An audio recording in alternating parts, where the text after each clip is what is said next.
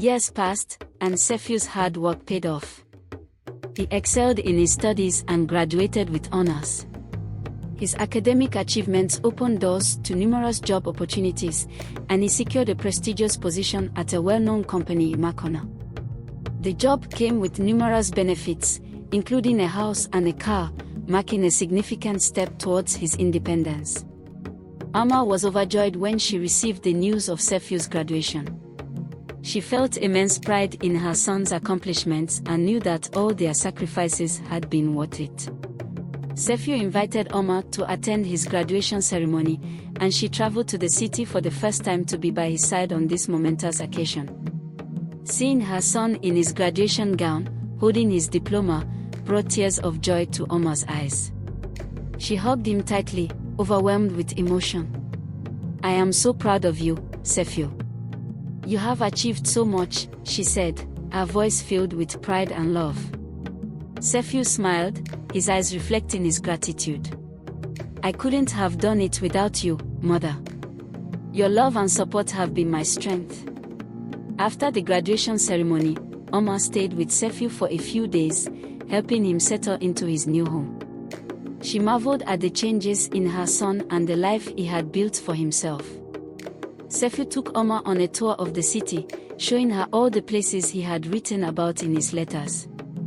They visited parks, museums, and markets, sharing laughter and stories. Amma's visit was a precious time for both mother and son, strengthening their bond even further.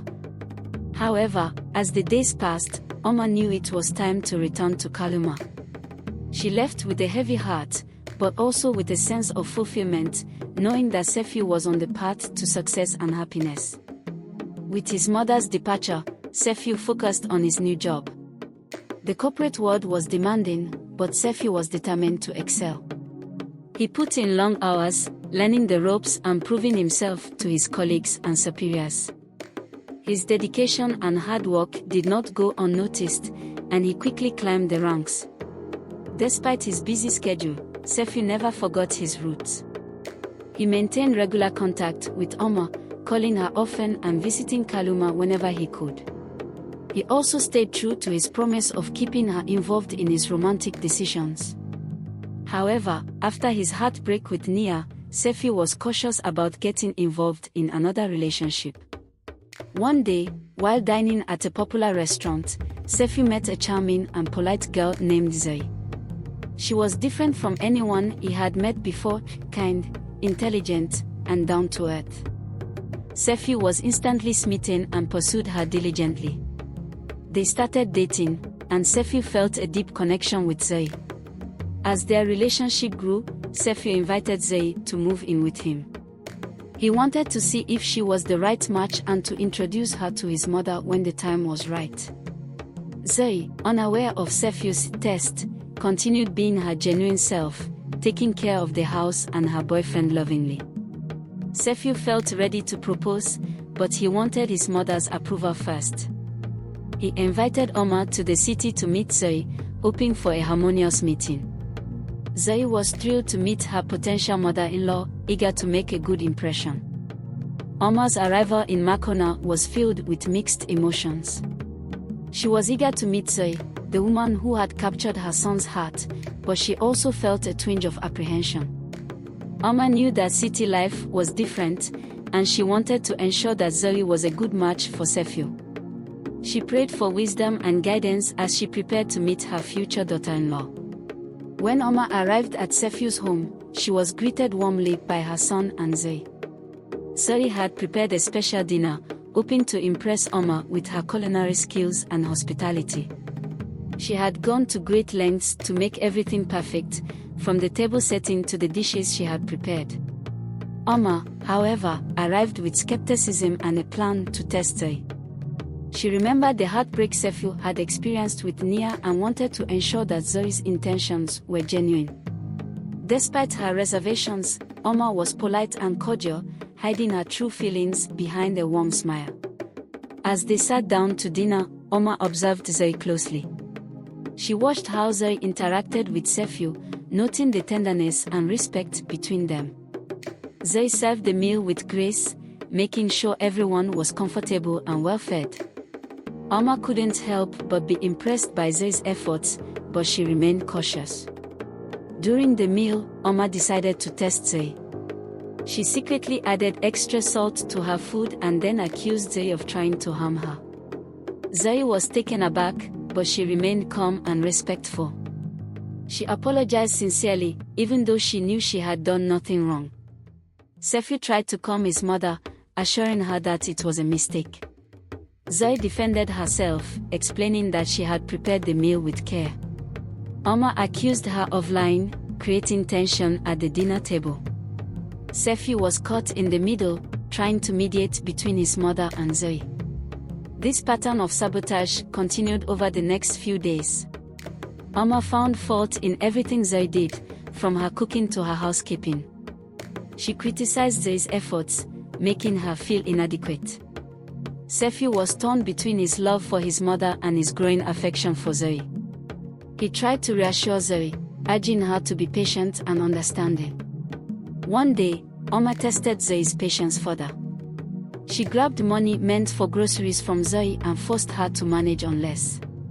When Zoe served a modest meal due to the tight budget, Oma erupted in anger, accusing Zoe of being irresponsible. The situation escalated, and Oma even slapped Zoe in a fit of rage.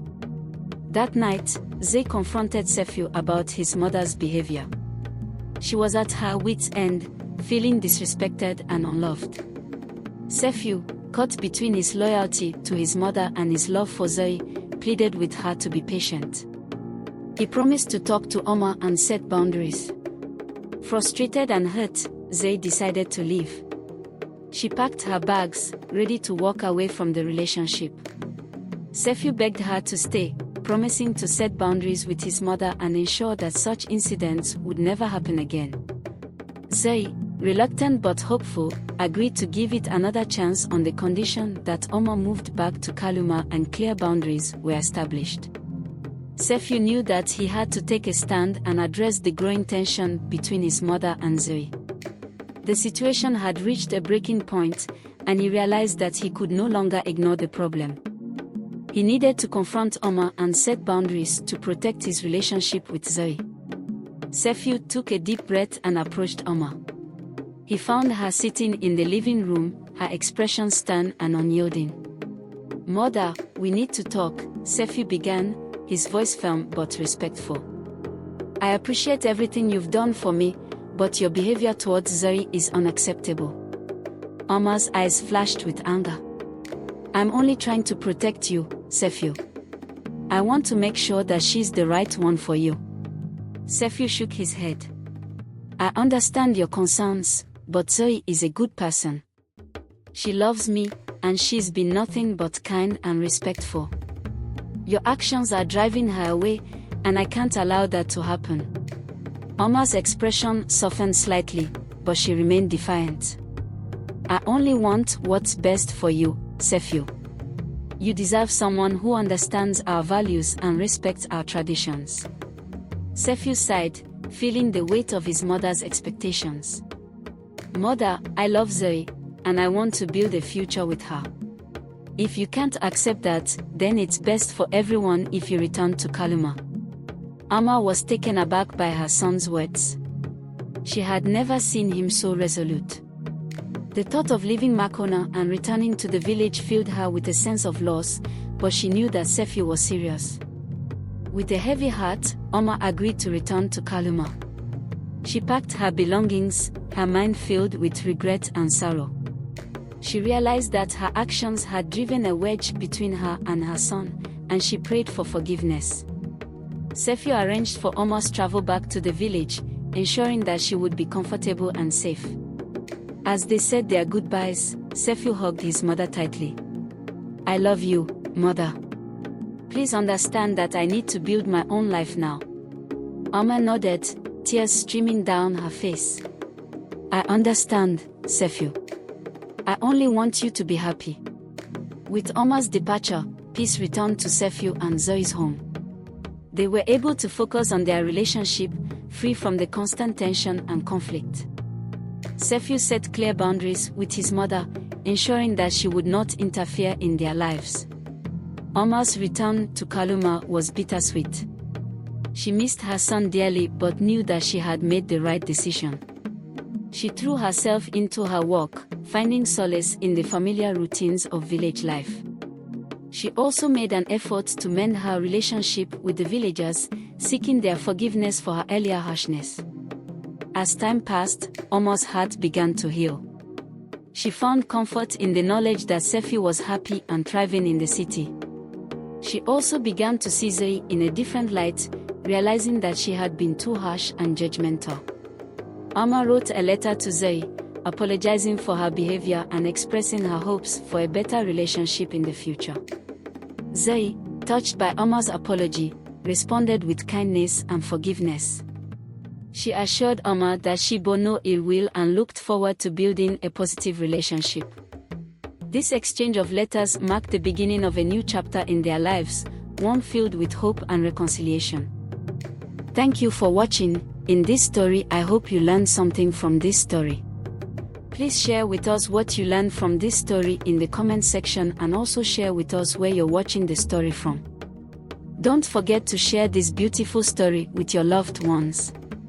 Like and subscribe if you've not done so, until I bring another story your way. Bye.